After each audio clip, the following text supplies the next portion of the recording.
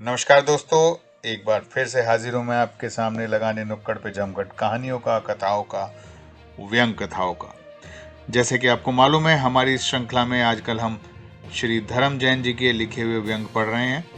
तो एक और व्यंग कथा, और इस बार कुछ खाने पीने की बात होने वाली है, क्योंकि उनकी इस व्यंग कथा का नाम ही है साहित्य की सही रेसिपी।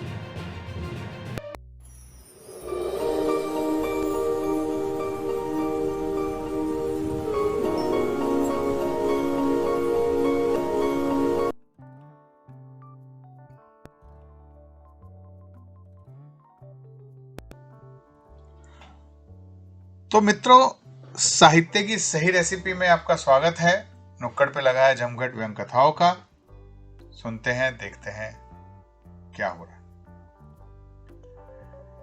इन दिनों साहित्य रस नहीं रहा, निचुड़ गया है। साहित्य क्विंटलों में छप रहा है और 100-200 ग्राम के पैकेटों में मेलों में बिक रहा है, पर रसिकों को मजा नहीं आ रहा। साहित्य को सर्वग्राही होना चाहिए, समोसे जैसा होना चाहिए। जहां प्लेटें उपलब्ध हो वहां साहित्य को समोसे खाते हुए पढ़ा जा सकता है, और जहां पर प्लेटें ना हो वहां साहित्य के ऊपर समोसा रखकर खाया और पढ़ा जाता है। समोसा रसिकों को साहित्य से ज्यादा आनंद देता है, इसलिए मैं चाहता हूं कि साहित्य को समोसा होना चाहिए, आइसक्रीम होना चाहिए, 56 भोग होना चाहिए, ताकि रसिकों का पेट भरा जा सके। आपसे कोई पूछे कि जलेबी में रस का क्या स्थान, तो आप क्या कहेंगे श्रीमान? रस हो तो इतना हो कि जलेबी रस से भरी रहे। साहित्य में रस का सृजन ऐसे होना चाहिए, पाठक साहित्य देखे तो उसके मुंह में रस भर जाए। हलवाई जानता है कि उसे क्या बनाना है, रसीले गुलाब जामुन, काजू कतली या चटपटी पानी पूरी। वह जो भी बनाए उसका उद्देश्य होता है रसिकों के मुंह में रस लाना। साहित्यकारों को हलवाई से अकल लेना चाहिए और पाठक को इतना लालायित कर देना चाहिए कि वे श्रृंगार रस का कवि देखे तो पाठक की लार टपकने लगे। साहित्य को इतना समर्थ भी होना चाहिए। हमें साहित्य के रसों के नाम गिनने की जरूरत नहीं है। सफल होना हो तो प्रैक्टिकल होना चाहिए। पुराने टाइप के रसों में रसानुभूति करने का क्या मजा। 21वीं सदी में नए रस साहित्य में लाएं। रस ऐसे हों जो आपके भावों को उनके नाम की तरह उद्दीप्त करें। कभी आमरस तो कभी नींबू पानी के रस की प्रत्यक्ष अनुभूति दें। पाठकों को ऐसे डायरेक्ट रस पसंद ना हो, पर वे रसानुभूति सिर्फ मुंह के भीतर ही चाहते हो, तो उन्हें पकौड़े, कचौड़ी, चाट जैसे विकल्प मिले जो कि सीधे रसेंद्रिय को उत्तेजित करते हैं।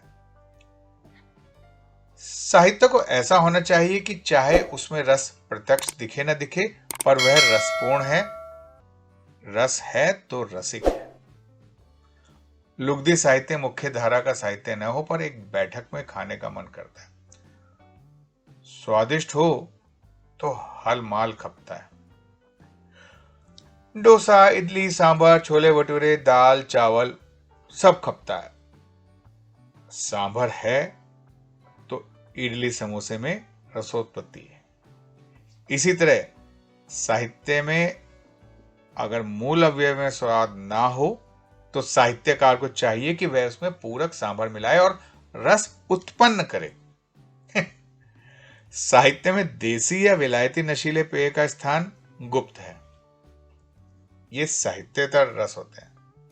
अक्सर ये सम्मेलनों और गोष्ठियों को अखाड़ा बना देते हैं। वैसे ही साहित्य में बहुत अखाड़े हैं। इनके पहलवान गुजर गए हैं, पर भौतिक अखाड़े बचे हैं। सुन रहे हैं ना, मजा ले रहे हैं ना? तो ऐसे ही हमारे इस चैनल को लाइक, शेयर, सब्सक्राइब करते रहिए। बहुत कुछ सुनने को मिलेगा।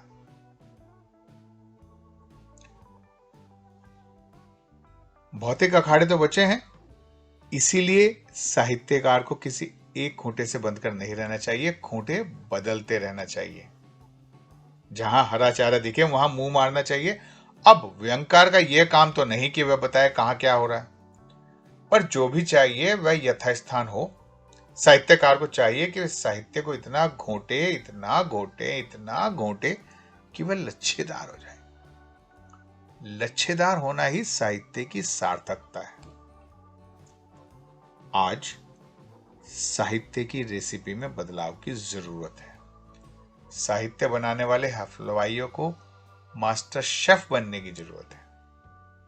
कम बनाओ पर लजीज बनाओ, ढंग से गार्निश करो, अदब से परोसो और माहौल बनाकर खिलाओ। ये कोई बात हुई कि जो मर्जी हुआ बनाकर रख दिया, बना दिया और हुक्म दे दिया खाना है तो खा लो। यही है, हम सब बिना इच्छा के खा रहे हैं और स्वाद के लिए तरस रहे हैं। अब जरूरत है साहित्य की एक सही और एक नई रेसिपी की। तो दोस्तों, आज का व्यंग आपको कैसा लगा? अच्छा लगा तो लाइक, शेयर और सब्सक्राइब करना ना भूलें।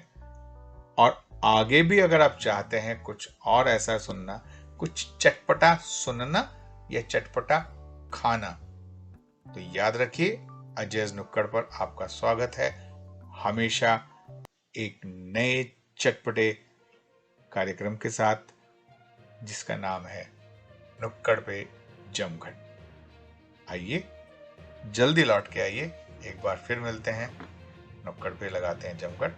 तब तक के लिए नमस्कार।